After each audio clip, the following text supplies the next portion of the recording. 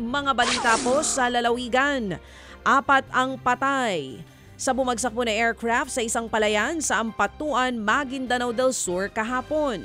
Ayon sa kanilang MDRRMO, pasado 2:00 ng hapon kahapon nangyari pong insidente. Foreign nationals ang apat na sakay nito. Inaalam pa ang kanilang pagkakakilanlan.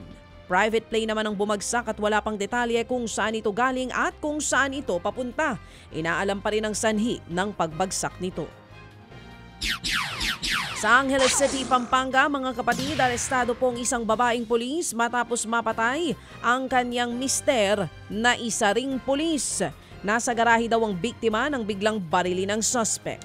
Sa inisyal po na investigasyon, nagugat ang krimen sa problema sa pamilya. Pero hindi makuha ang buong detalye dahil hindi raw makausap ng maayos ang suspect. Nahaharap siya ngayon sa reklamong parricide. Sa iba pang mga balita, dead on the spot ang isang barangay kagawad matapos namang tambangan dyan po sa Pagadian, Zamboanga del Sur. Kinilala po ang biktima na si Francisco Maca Jr. Base nga sa investigasyon, papasakay na si Maca sa kanyang sasakyan nang dumating ang nakamotorsiklong salarin na mayroong takip sa muka. Malapit ang binaril ang biktima at agading tumakas ang salarin. Politika ang nakikitang motibo sa krimen, lalo tumatay yung campaign manager ng isang kandidato sa pagkakonsehal ang biktima.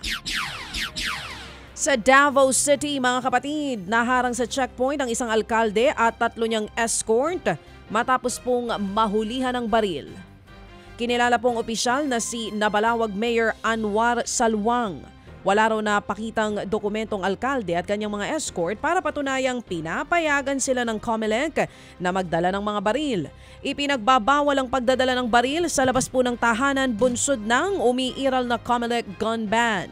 Sasampahan daw ng Davao City Police Office ng illegal possession of firearms at paglabag sa COMELEC gun ban ng alkalde at mga escort nito.